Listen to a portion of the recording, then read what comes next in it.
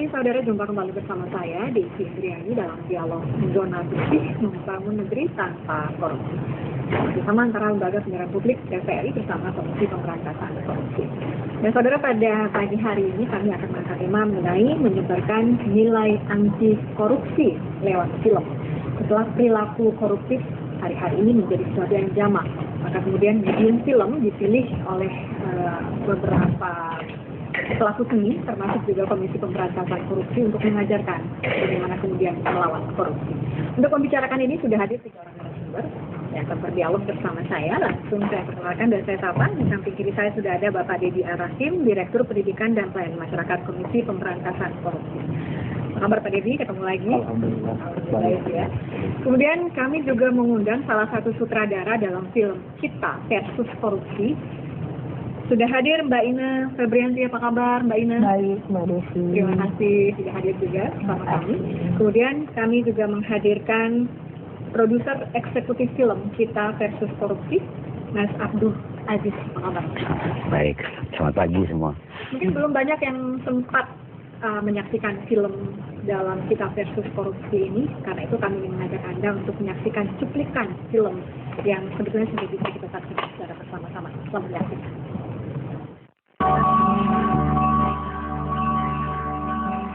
Kalau misalnya kita suka bohong di rumah, berarti kita juga di luar suka? Iya. Bapak bisa bantu kan? Sekali ini aja.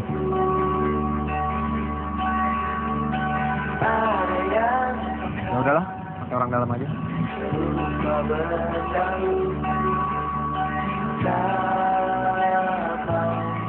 Kebaikan lahir dari kebaikan sebelumnya. Hal yang mungkin absurd di zaman ini.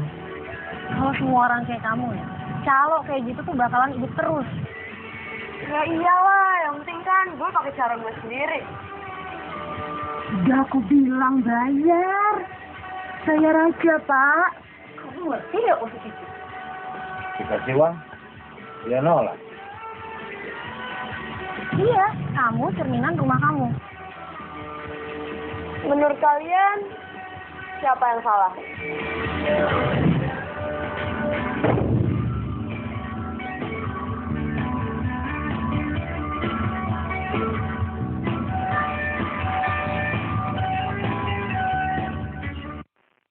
Iya, itu cuplikan sedikit film. Dan saya mau tanya dulu ke produser eksekutifnya Mas Abdu, ada berapa film sebetulnya dalam Kita Versus Korupsi? Ya, film ini disebut omnibus, artinya kumpulan dari 4 film pendek. Film pertama Rumah Perkara disutradarai oleh Emil Heradi, kemudian film kedua Aku Padamu disutradarai oleh Lasya Susatyo, film ketiga Selamat Siang Risa disutradarai oleh Ina Febrianti, dan terakhir Jangan Bilang Siapa-Siapa oleh Hairun Nisa. Jadi total durasinya sekitar 75 menit. 75 menit untuk 4 film. Iya. Seperti yang kita saksikan. Iya, betul. Pasti ada pesan-pesan yang tidak disampaikan oleh masing-masing film. Iya. Di masing-masing judul itu tadi. Iya. Tapi nanti saya tanya Mas Abdu, apa kemudian pesan-pesan yang disampaikan? Saya mau ke Mbak Ina dulu. Ini film yang mungkin berbeda dibandingkan film-film yang biasa Mbak Ina tangani. Betul. Apa Pastinya kemudian satu film dan film lain pasti berbeda. Moralnya juga berbeda, pesannya Iya. juga berbeda. Tapi apa sih sebetulnya menarik dari film yang kemudian Mbak Ina tangani ini? Yang pasti awalnya saya sangat tertantang karena sebelumnya saya belum pernah bekerja sama dengan siapapun dalam hal membuat film ya. Kalau yang film pertama saya merdeka banget. Apa yang saya inspirasikan ya itu yang saya keluarkan. Nah, kalau di sini kan saya mesti bertanggung jawab atas karya saya gitu. Apalagi ini untuk kepentingan menginspirasi orang banyak supaya tidak berbuat korup gitu. Jadi itu mungkin kenapa saya sangat tertantang untuk ikut terlibat di sini. Yang nawarin siapa awalnya? Nawarin baca ininya langsung tertarik. Oke, kita ngobrol sih. Pada awalnya kita nggak tahu, belum tahu apa yang harus kita buat kan, ini belum pada saat proses pembuatan film ini kita beberapa kali ketemu dengan beberapa bapak-bapak KPK, karena kita sendiri kan bukan orang yang mengerti betul tentang korupsi. Jadi filmmaker di sini juga mendapat banyak masukan dari Pak Busro pada saat itu. Jadi kita ada workshop, baru dari situlah kita ada satu tema cerita yang bisa diangkat dan dituangkan ke skenario. Oke. Pak Dedi, pelajaran atau pemahaman tentang anti korupsi ini kan banyak macam-macam. Media yang kemudian ada ditawarkan oleh KPK.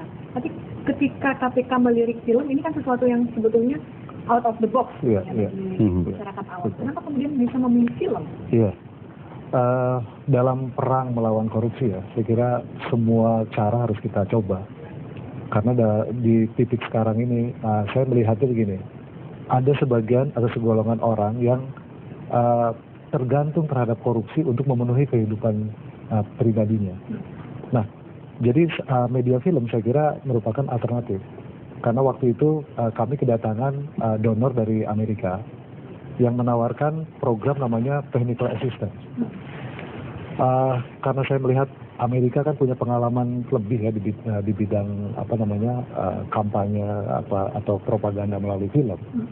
Waktu itu kita secara spontan kita sampaikan kepada pihak mereka, bagaimana kalau kita alihkan dari technical assistance ini menjadi sebuah activity atau produk. Dan kemudian produk yang kita coba tawarkan ke mereka adalah film.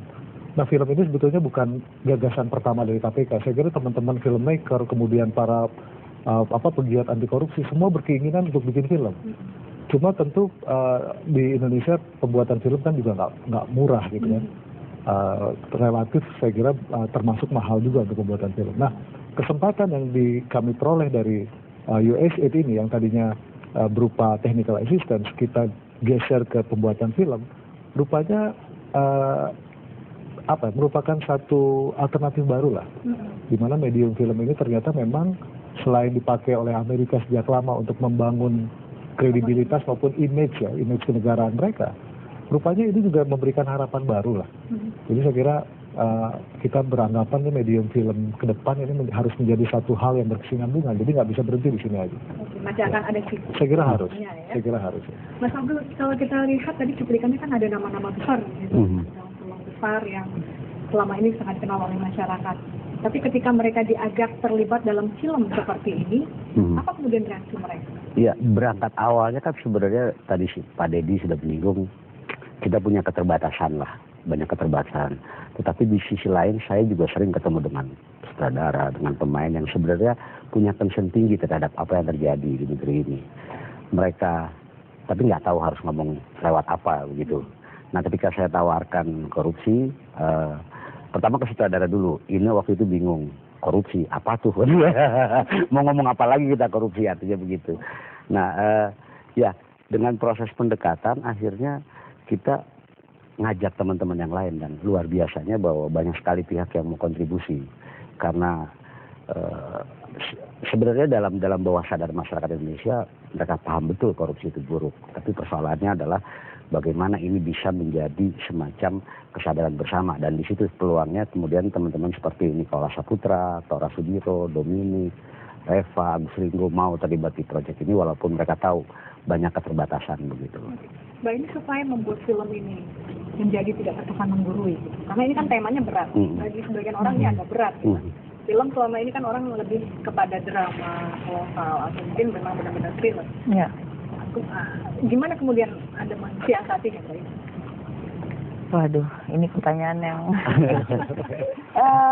mensiasati. Mungkin kami seperti Mas Abdu dan tim yang luar biasa mendukung kami ini, si filmmaker ini banyak mengingatkan kami untuk jangan keluar dari koridor-koridor itu gitu. Jadi memang kami ini kan filmmaker ini pengennya bikin sesuatu yang sesuai dengan apa yang kita inginkan gitu, tetapi justru harus ada pakemnya gitu. Jadi mungkin ada bapak-bapak ini yang memakamkan kita ini. Memadukan antara proses kreatif, karena bicara seni kan proses kreatif gitu ya. Dengan kemudian pakem-pakem yang membuat harus masuk rel terus. Iya. Ya justru itu, mungkin sebelumnya karena ada workshop dan kita sepakat bahwa film ini bukan film yang nanti kalau Mbak nonton mungkin nggak akan ditemui seperti yang di berita-berita ini kan sudah sering kasus-kasus siapa sih Angelina Sondalas dan sebagainya ini. Kita tidak mengangkat cerita tentang itu, tetapi justru mengangkat cerita tentang bagaimana inspirasi